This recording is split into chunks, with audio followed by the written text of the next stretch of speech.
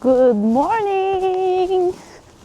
And samahan nyo naman ako sa pagpasok ko sa aking bagong trabaho. Yes po, may bagong trabaho ako ngayon. Nag-resign na ako dun sa kabila, dun sa full-time ko dati. Kasi napagod ako sa araw-araw na split shift and so many reasons. Pero good thing naman is, bago ako nakapag-resign dun ay nakasecure muna ako ng isang full-time na job. So ngayon, second week ko na sa kabila. Hindi ko na na-share noon. Second week ko na sa kabila and samahan niyo akong pumasok. Umaambon. Masama ang panahon ngayon dito. And whole week na may paulan-ulan siya. Umaambon, nakalimutan ko yung payong ko, tinatamad na akong bumalik kasi yung oras ko sakto lang sa paglakad ko dapat. Wala akong allowance na oras. Ayan. Lumalakas na yung ambon. Hopefully, hindi siya lalakas na yung nakakabasa. Ayan. Maambon na siya. So, yung eto naman, halos magkasing layo lang sila, pero sa kabila naman.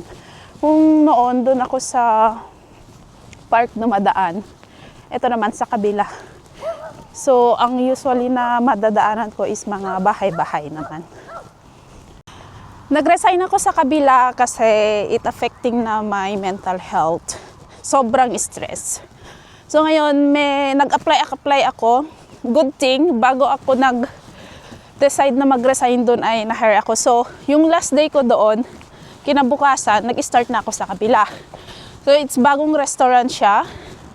Kami yung nagbukas. So second time ko na dito sa Australia na maging pioneer ng kitchen. Yay! So, ramdam ko yung gulo. Alam ko na yung gulo kapag nag-open ng kitchen dito sa Australia. Kahit naman siguro magulo talaga, kahit saang bansa pa yan.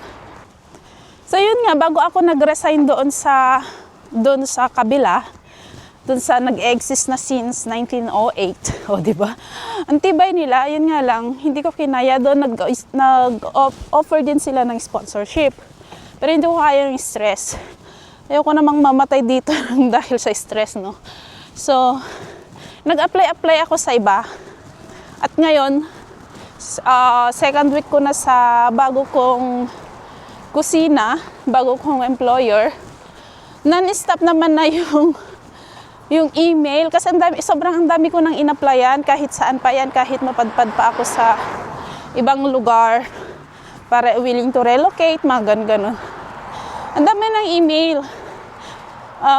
Nag-invite for interview, mga ganon. Hindi ko na nireplyan yung iba, pero may isa akong pupuntahan. May isa akong pupuntahan na matibay na din at may record na din ng visa sponsorship. So, pupuntahan ko sa Monday. Isang isla siya dito sa Queensland. Hopefully, makuha ko para malapit na din sa asawa ko. So weekly, pwede na din akong manggulo sa bahay nila.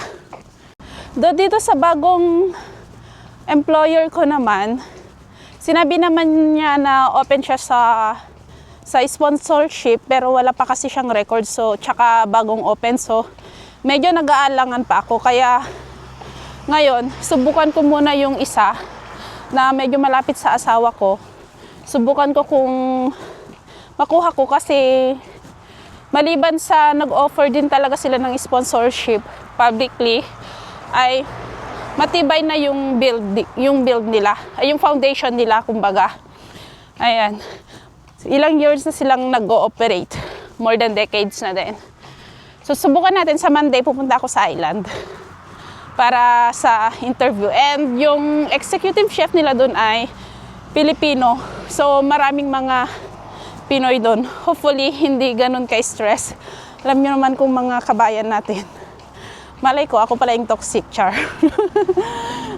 Ito yung dinadaanan ko sa bagong work. Ayan. So, nakakadaan din Condamin, clinical center. So, hospital din to. Ito yata yung pinakamalaki na nilang clinic. I'm not sure.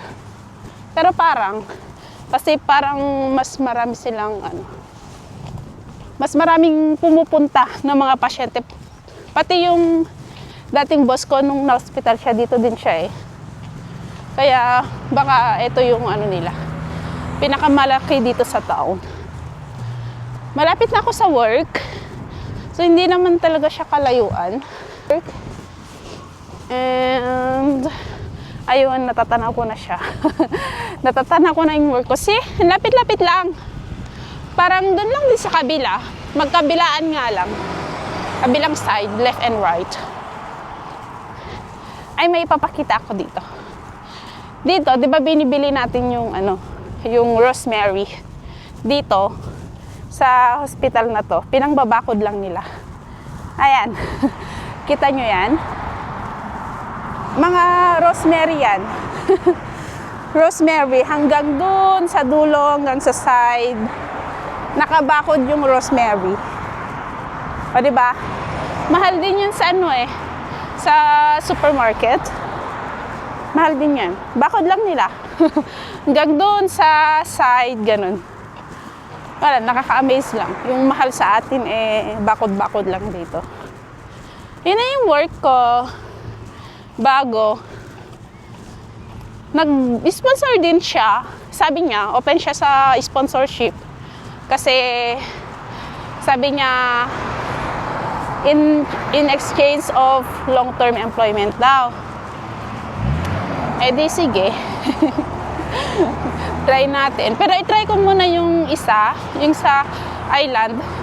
Kasi doon, libre ang accommodation. So, ma-free ako ng 280 every week. Tapos, makakauwi pa ako sa bahay ng asawa ko. O, diba? Gara! Yan yung work ko na ngayon. Hindi na siya hotel, talagang restaurant na talaga siya.